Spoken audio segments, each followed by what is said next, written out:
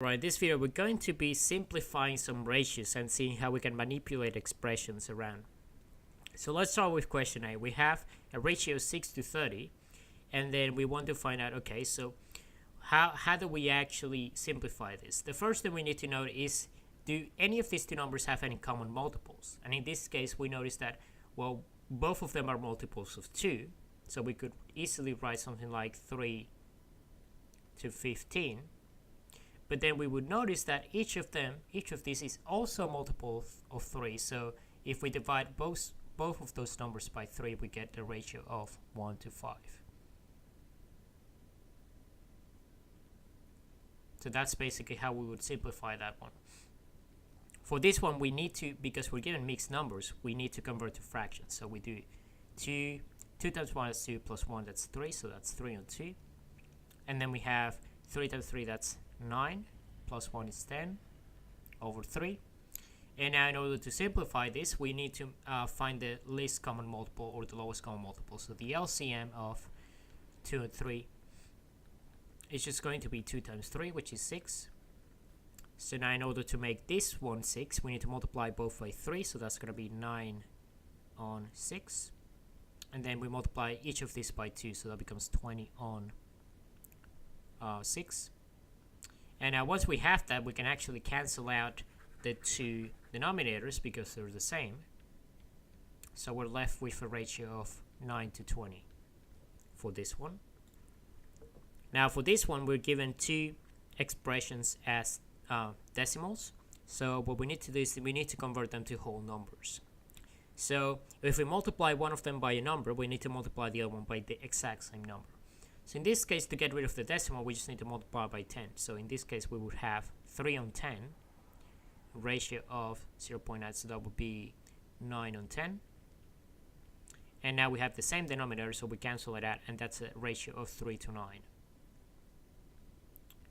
Now let's do this one. So the first one is already expressed as a fraction, but the second one needs to be converted one. So we have 4 times 4, that's 4, plus 3, that's 7, and then divided by 4. Now we need to find the LCM of 8 and 4. So 8 decomposes into 2 times 2 times 2. And 4 decomposes into 2 times 2. So basically we have these two 2's are repeated, so we only need to actually find out one of them. So 2 times 2 times 2, which is 8. So now all we need to do is, we don't need to do anything to this one, but we need to make the denominator in here 8. So we need to multiply both those numbers by 2. So that becomes 3 on 8, ratio to, that will be 14 on 8. So now we can cancel out the two denominators. Let me just make the eraser a little bit larger. And this becomes a ratio of 3 to 14. And then we do this one, so same concept again. 6 times 1 is 6, plus 5 is 11 on 6. 4 times 3 is 12, plus 1, that's 13 over 4. Now we find the LCM of 6 and 4. So 6 decomposes into 2 times 3, so those are the prime factors. 4 decomposes into just 2 times 2. Now we have 1 repeating 2, so that means we're going to have 2 times 2. So this one here, and then times 3. So that's going to be 12. So now let's just erase that. We know it's 12. So in order to make this 12, we need to multiply both by 2. So that becomes 22 on 12. And then to make this 12, we need to multiply by 3. So that's going to become 39 on 12. And now at this point, we can cancel those two out, and this gives us 22 to 39 ratio. Now for this one, we're given decimals again, but they have the different number of decimal places. So this one has the largest number of decimal places. So that means that we need to multiply both of them by 100 in order to make this a whole number. So this one would be 40 divided by 100. And this one here would be 12 divided by 100. So now we cancel those two out. We're left with 40 to 12 ratio. But we can simplify this further, and we can see that we can divide each of them by 2 So this is going to become 20 on 6. And we can simplify this further by dividing by 2 again. So that's going to be 10 to 3.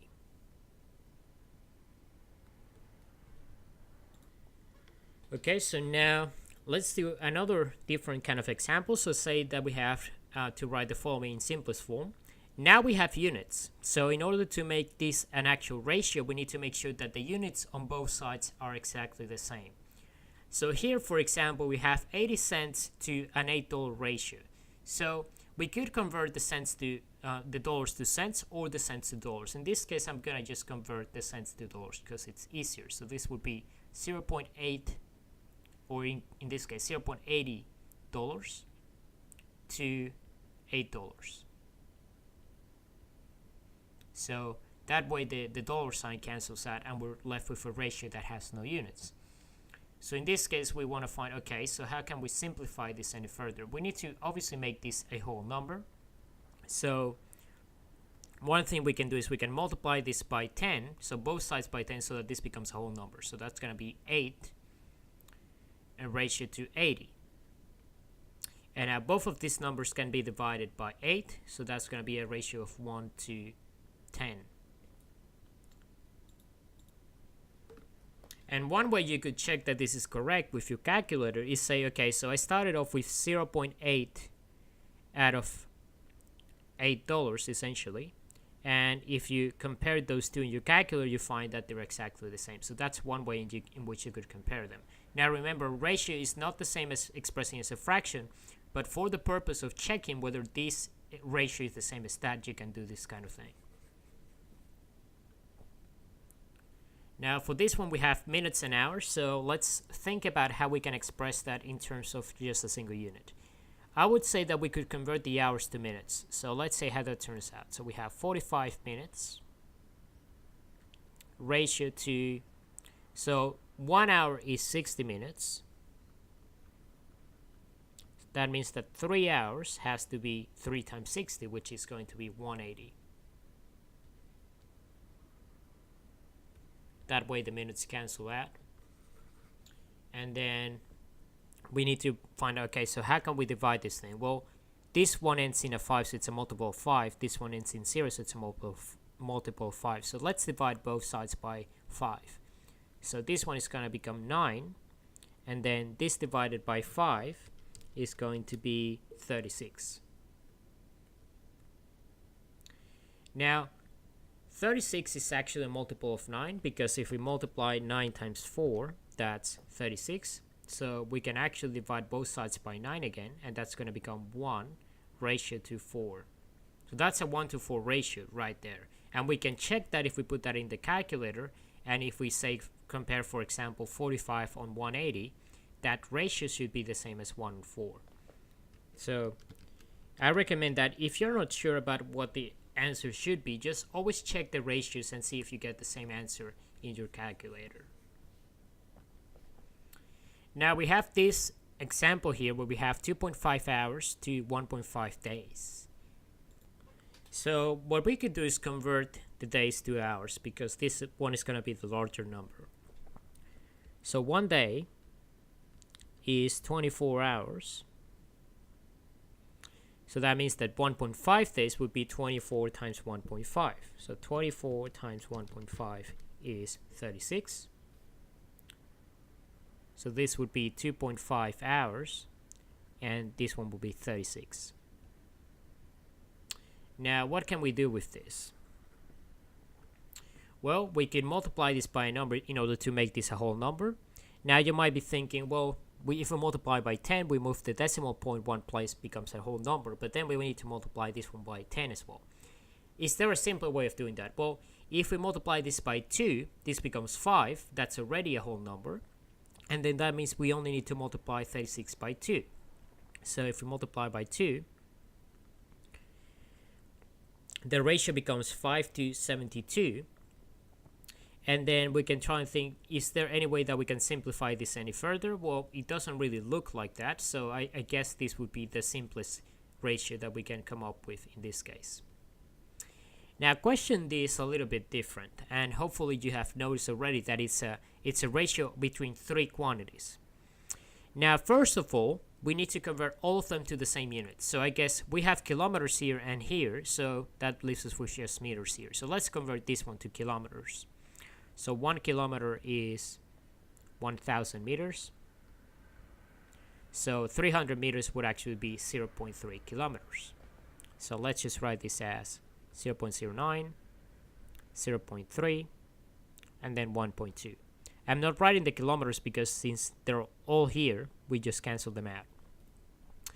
Now we do the same thing where we need to actually convert this to whole numbers. So I guess the one with the largest number of decimal places here is this one. So if we multiply by 100, then we multiply everything else by 100. So let's do 9 over 100, ratio to 30 over 100, and then ratio of 120 over 100.